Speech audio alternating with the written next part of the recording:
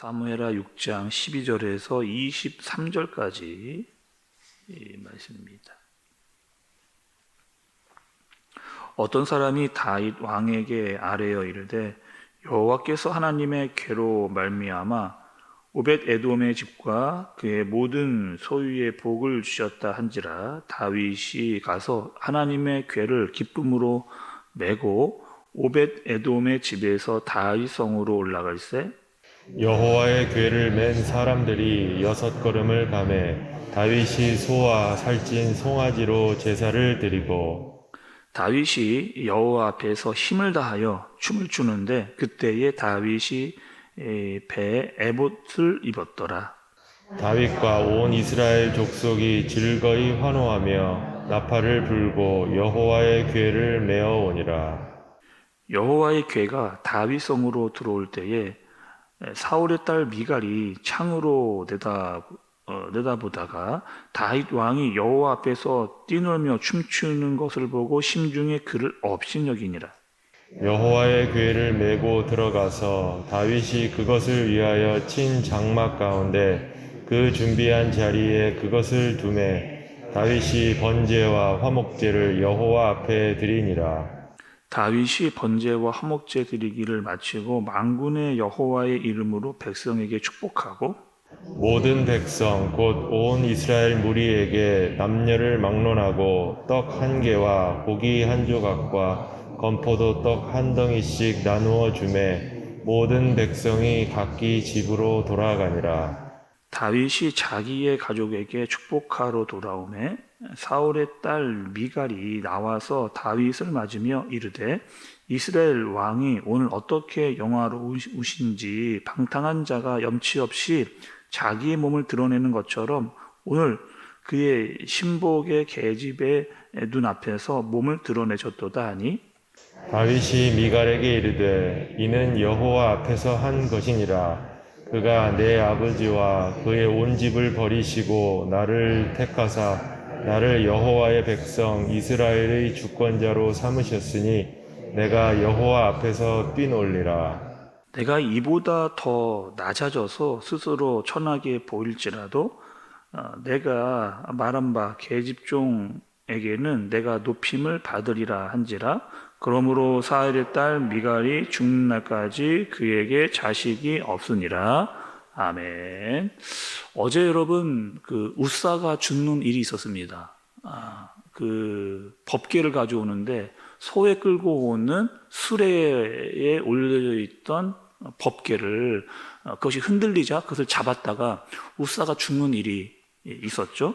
그리고 아직까지 그 법궤가 다윗의 성으로 돌아오지 못하고 있는 그런 상황입니다. 그리고 그 법궤가 어디에 있었느냐면 오벳 에돔의 집에 3개월 동안 이렇게 있었고 그 집에 복이 있었다라고 말씀은 이렇게 이야기를 하고 있습니다. 그리고 다윗이 이제 다시 이 법궤를 자기의 성으로 가져와야 되겠다 결정을 이렇게 했습니다. 그리고 오늘 말씀해 보니까요, 다윗이 좀 달라졌어요. 지난번에는 법궤를 소에다가 수레에 끌어서 가지고 왔는데 오늘 말씀해 보니까 자신이 잘못했다는 것을 깨닫고 하나님의 규례에 따라서 이 레위인들이 이 법궤를 메고 이동하는 것을 볼 수가 있습니다. 자신의 잘못을 깨닫고 죄를 속죄하면서 제사를 드리고 있는 다윗의 모습을 살펴볼 수가 있는 거죠. 또 여러분, 법궤가 예루살렘에 들어온다라고 하는 것은 이스라엘 백성들의 굉장히 큰 의미가 있습니다. 여러분, 우리가 어제 말씀에도 좀 드렸지만 이 법궤라고 하는 것은 하나님이 우리와 함께 하신다라고 하는 상징의 의미라고 말씀을 드렸잖아요. 그러니까 진정한 이스라엘의 다윗이라고 하는 왕이 있었지만 진정한 왕이신 하나님께서 우리에게 들어오신다라고 하는 그런 의미를 가지고 있었습니다. 그래서 다윗이 정말 감사하고 기뻤던 거예요. 자신도 기쁘고 감사할 뿐만 아니라 이 사실을 온 백성들에게 알려서 다 같이 기뻐하고 감사하고, 또 오늘 말씀해 보니까 다윗이 어떻게 하느냐, 왕임에도 불구하고 이 체면을 불사하고 그 기쁨에 못 이겨 막 춤을 추고 있는 다윗의 모습이 오늘 본문에 등장하고 있는 거죠. 여러분 오늘 14절과 15절의 말씀을 좀 보겠습니다. 다윗이 여호와 앞에서 힘을 다하여 춤을 추는데 그때에 다윗이 배 에봇을 입었더라. 다윗과 온 이스라엘 족속이 즐거워하며 나팔을 불고 여호와의 궤를 메어 오니라. 이렇게 지금 다윗이 보고 있는 게 있거든요. 여러분 다윗이요 오로지 하나님의 궤에 집중되어져 있는, 하나님께서 우리에게 들어오신다라고 하는 상황만을 인지하고 있는, 다른 사람은 거의 아랑곳하지 않고 그 기쁨에 사로잡혀 있는 다윗의 모습을 살펴볼 수가 있는 거죠. 여러분 어떻게 했을 것 같아요? 아마 다윗의 입장에서 만개무량했을 겁니다.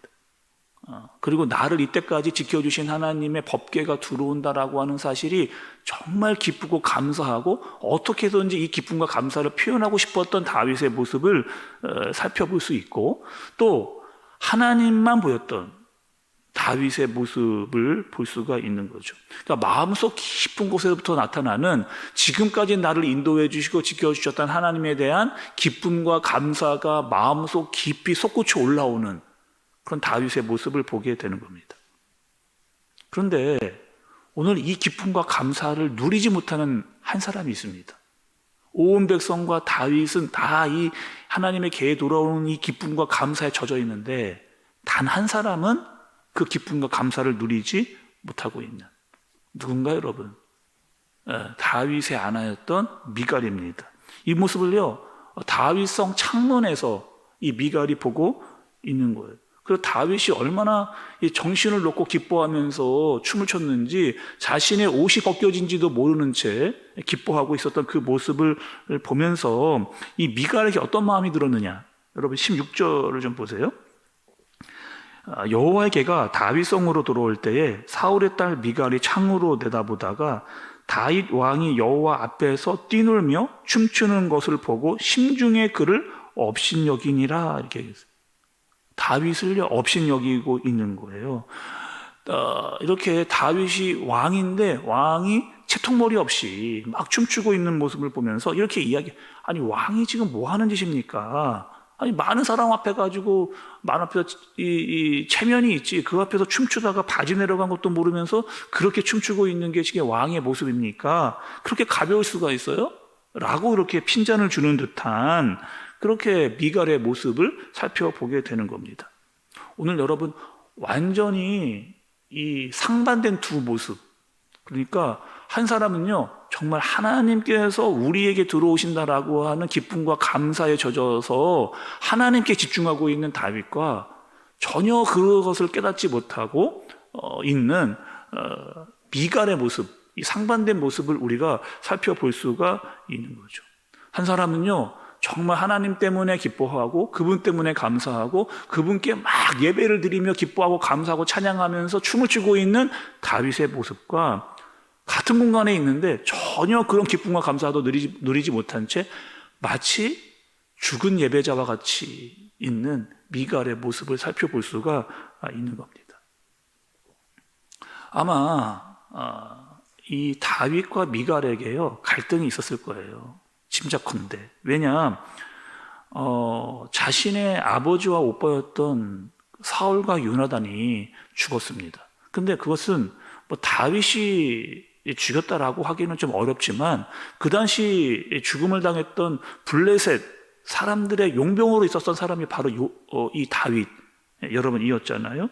그리고 그 석연치 않았던 마음이 계속 이 미갈의 마음 가운데에 있었을 겁니다. 그리고 지금 왕이 우리 아버지인 사울이 아니고 다윗이라고 하는 거죠. 그리고 다윗에게요 미갈 말고도 여러 명의 여자들이 아내로 들어와 있었던, 그러니까 너무 이 마음에 괘씸하고 이런 마음들이, 불만 가득한 마음이 이 미갈 마음 가운데에 있었던 거죠. 다윗이 하는 것 하나하나가 다 안 입고 와봤을 거예요. 그리고 못마땅해 보였고 미워하고 싫어하는 마음이 그 마음 가운데에 있었을 터였을 터인데, 이 모든 것들을 지금 그 말로 이 다윗의 미움을 표현하고 있는, 이때까지 자기의 마음 가운데 있었던 잘못된 마음들을 폭발시켜버리는 미갈의 모습을 오늘 말씀에서 발견하게 되는 거죠. 한 사람의 갈등, 미갈과 다윗의 갈등, 특별히 이 미갈을 중심으로 보면 이 다른 사람의 미움이 어디까지 가느냐? 다른 사람에게 편견을 갖게 하고 편견이 또 분노와 증오로 이어지는, 그리고 결국 그 마음이요 예배의 마음까지 영향을 주고 있는 미갈의 모습을 볼 수가 있는 거죠. 온통 지금은 축제 분위기입니다. 감사와 기쁨이 가득하고 다윗도 그것을 누리고 있는데 단 한 사람 미갈은 그것을 누리지 못하고 있는, 어찌 보면 참 불쌍한, 안타까운, 온 사람들은 다 축제의 분위기 있는데 그 한 사람 미갈만 딱 떨어져 있는 모습으로 보이는 그런 안타까운 미갈의 모습이 그림 그려지는 그런 모습이죠. 이것이 단지 미갈의 모습인가? 자칫 우리도 이럴 수 있다는 거죠. 또 우리 사회가 이렇게 빠져가는 것 같아서 좀 안타까운 마음이 더 많이 드는 시기라고 생각이 듭니다. 얼마나 사람들을 미워하고 또 판단하고 증오하고, 또 한 사람의 미움 때문에 다른 것이 보이지 않고 모든 것, 그 사람이 미움 때문에 그 사람이 하는 것을 다 비판하고 거부하고 못마땅해 하는 그런 일들이 또 우리와 우리 사회에 얼마나 많이 일어나고 있는지. 무엇보다 가장 중요한 것은요, 그 미움 때문에 하나님을 향한 진정한 예배자로서의 모습까지 잃어버리고 있는 미갈의 모습이라는 거죠. 여러분, 오늘 이 새벽 여러분께 간절히 기도하기는 하나님 앞에서, 우리가 여러분 하나님 앞에서 하나님을 진정으로 예배하는 예배자가 되도록, 또 다른 사람을 통해서 내 안에 잘못된 미움과 잘못이 들어오지 않도록, 그것이 내 마음을 다 사로잡아서 정말 하나님을 바라보고 기뻐하고 감사하는 것에 이 마음을 빼앗기지 아니하도록 여러분 그런 기도, 그 다른 중요한, 정말 중요한 것들을 놓치지 않는 저와 여러분들 되어지시기를 간절히 바랍니다. 이런 마음은요 여러분 사실 쉽지는 않아요. 우리의 힘으로는 어렵습니다. 그러나 우리 안에 계신 성령 하나님께서 잘못된 모든 것들을 다 밀어나게 해주시고 하나님을 바라보면서 기뻐하고 감사하는 마음으로 가득 찬 그런 사람이 되도록, 무엇보다 하나님을 예배하고 하나님이 주시는 충만한 은혜가 우리 가운데 가득 임할 수 있는 저와 여러분들 되어지시길 예수님의 이름으로 축복합니다. 기도하겠습니다. 하나님 아버지, 오늘 말씀을 통해서 안타까운 한 사람을 보게 되었습니다. 다 기뻐하고 다 감사하고 다 축제 가운데 예배의 마음을 가지고 있는데 단 한 사람만 누리지 못하고 있는 그 모습, 미움 때문에, 상한 감정 때문에 이러한 우를 범하고 있습니다. 우리가 이러한 잘못을 하지 아니하도록, 후회하지 아니하도록, 무엇보다 진정으로 하나님께 바로 선 예배자로 찬양과 기쁨과 감사가 우리 안에 가득 임하게 해주시고 이런 것들을 빼앗기지 아니하도록 주님께서 인도하여 주옵소서. 오늘 하루 주님이 주시는 은혜와 사랑과 기쁨과 감사가 우리 삶에 가득 임하도록 주님께서 축복하여 주옵소서. 예수님의 이름으로 기도드리옵나이다. 아멘.